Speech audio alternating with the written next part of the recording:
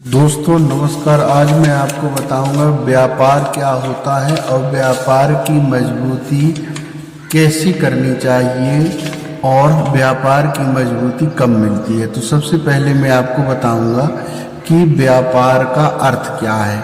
व्यापार का मतलब होता है किसी भी वस्तु को आप वस्तु के बदले वस्तु या वस्तु के बदले पैसा, जिससे हमारे आय का साधन बनता है या उस कार्य को जिस कार्य को हम कर रहे हैं उस कार्य को बढ़ाने के लिए जो भी हम आय का स्रोत अपनाते हैं उसको व्यापार कहते हैं।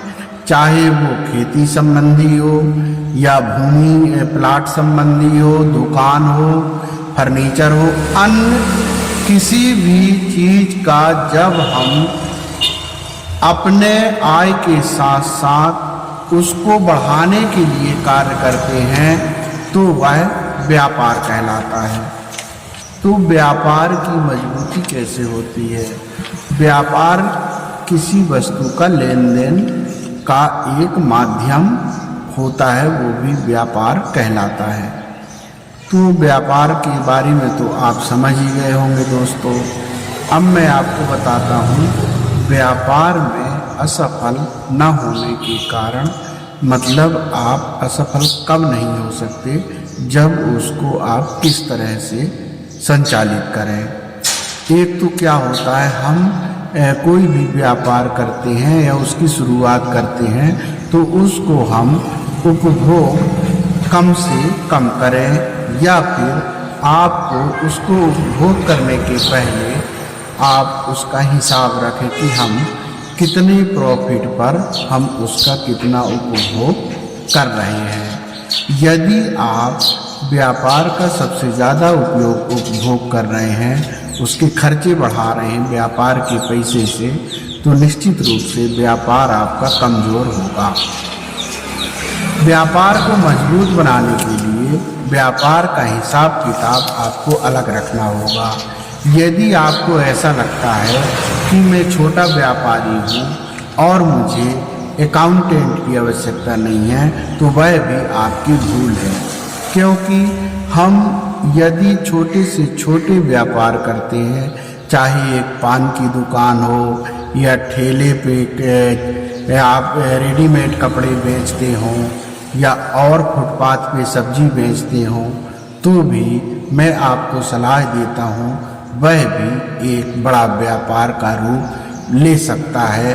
कब? जब आप उसका हिसाब किताब यथावत रखें।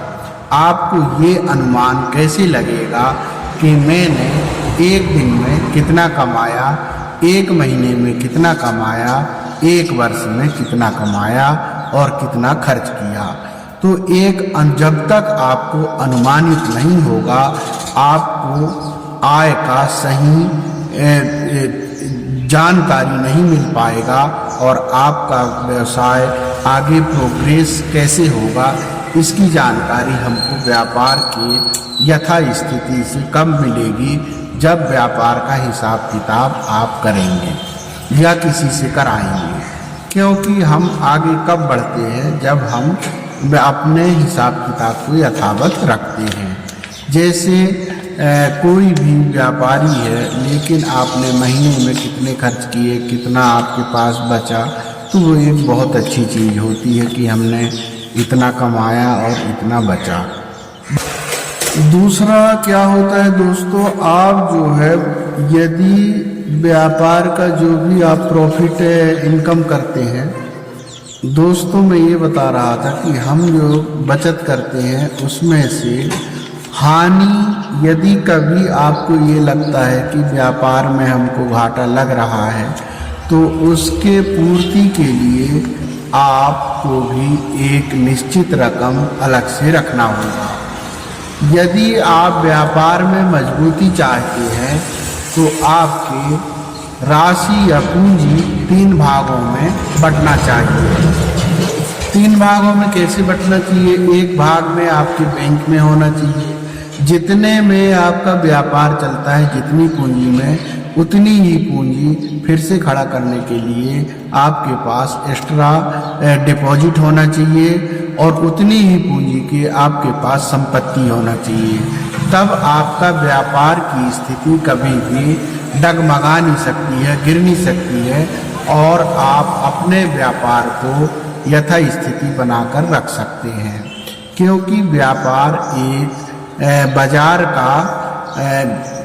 बाजार पर निर्भर होता है और बाजार की स्थिति से हमारा व्यापार होता है। जो लोग आपकी वस्तुओं को कितना उपभोग करते हैं और आपके वस्तु का स्थान मार्केट में कितना बनता है, यह आपके व्यापार पर निर्भर होता है। तो इसकी मजबूती के लिए मैं एक तो दो चीज़ बताया कि व्यापार क्या होता है, व्यापार की मजबूती भी बता दिया दोस्तों, तो व्यापार की यथास्थिति भी बता दिया। तो ये बहुत अच्छी चीज़ है। यदि हमारे भारत में सबसे ज़्यादा जो है कृषि प्रधान देश के साथ साथ व्यवसाय भी कृषि भी एक व्यवसाय है, क्योंकि लोग अनाज उगाते हैं और अनाज का उत्पादन करते हैं। ज़मीन से हम अनाज का उत्पादन करते हैं और उससे भी बहुत बड़ा प्रॉफिट किसान कमाते हैं और उनसे भी उनके बहुत बड़े बड़े परिवार और बचत फंड सब चलता है। तो हम किसी कार्य को करने के लिए उसको जब तक हम व्यवस्थित रूप नहीं लेंगे तब तक उसमें मजबूती नहीं आएगी। और व्यवस्थित रूप के लिए हम पहले आपको बता दिए हैं कि जब तक आप अपना सही व्यवस्था हिसाब किताब नहीं रखेंगे तब तक आपका व्यापार की स्थिति सही नहीं हो सकती है। तो दोस्तों, आज का जो मेरा विषय था कि व्यापार का है और व्यापार को हम कैसे समझें, व्यापार को मजबूत कैसे बनाएं, तो आप जो है इसको समझ गए होंगे। वीडियो अच्छा लगा होगा तो सब्सक्राइब जरूर करें दोस्तों। अगले वीडियो में मिलेंगे, तब तक के लिए थैंक यू।